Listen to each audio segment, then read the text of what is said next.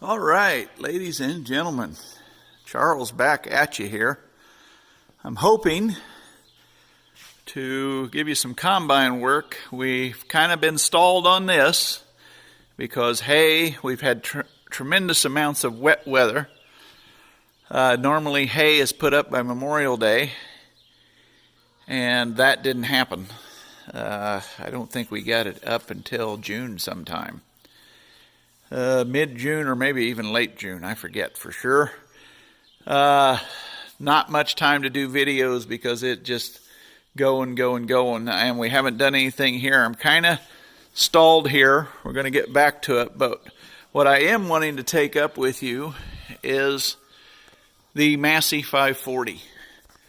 So we also had to plant corn. The latest I ever planted corn, there's a video, go back 2 or 3 videos. Today is July 16th. Go back 2 or 3 videos and you'll see how late we planted corn. So William and I only have corn. Now we have the New Holland CR 920 that we can use. But what I thought about doing was making a video about getting a used combine I bought. Pretty good shape, but it's always going to need something. We're not going to rebuild it. We're going to get it going for harvest. So starting on July 16th is when we're starting. And corn will be here before you know it. We do have some Massey corn heads, but I have a special surprise on a corn head if I get to it. The business is booming, and we are swamped with our commitments with the business, William and I, my other brothers, and my father. So I'm training my son to kind of get some things ready and to check some things out. So he's done really good. Today he started, and he got the mud shield off. There's very few belts we're going to change, but there is going to be a few we have to change.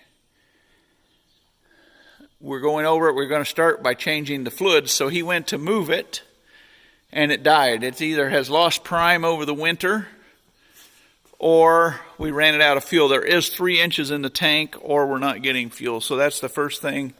We got to get the unit back up and running, because we are going to intend to harvest corn, 4-row corn head on that. So we're going to begin right there. And we're going to check prime this inline filter. I've never seen one of those on a diesel down here when it's got primary filters up by the engine. We're going to check and investigate the tank, see what it looks like inside, and get this unit back running. Because when I first got it, as you can see, about last summer or last fall, we drove it off the truck and drove it out here, and it started even in the winter, and then he went to move it. It ran for a little bit and died, and we tried to prime it, and we have got nothing yet. So we've got to investigate that, but our goal is to get this shelling corn and usable for this fall. We're not going to be rebuilding it like we're doing the 300.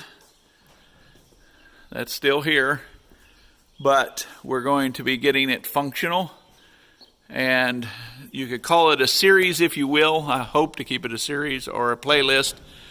Buying a combine that's quote ready to go to the field. So looking in here, you can see we've got some rustage. I don't know if you can see down in there. We also have a unit for parts, and that unit does run, but I don't think I'm going to save it. I'm going to part it out. And its fuel tank is actually pretty nice, except for the paint is faded. So we're going to get a clean fuel tank, whether we have this boiled out or we take that other unit.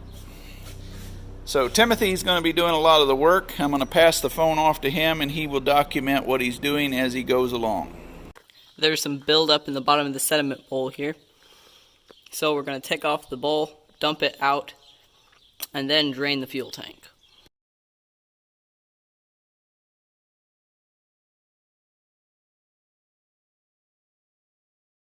Here's the sediment bowl now off of the tank.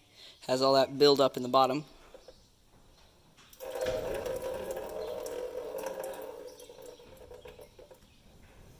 See it? It's nasty down there.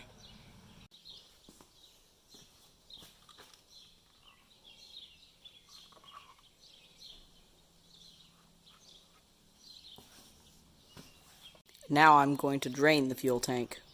The last little bit of diesel is going into the bucket. I would say we have about 9 gallons of diesel here. And now our tank is empty. Last little bit going into there. Here's the bottom of the tank. It's very rusty looking.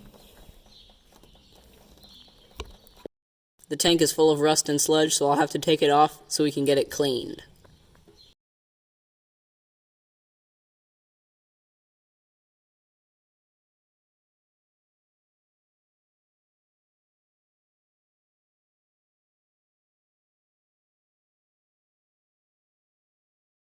You can see how rusty the tank is because of the bracket that was in it. It's covered in rust.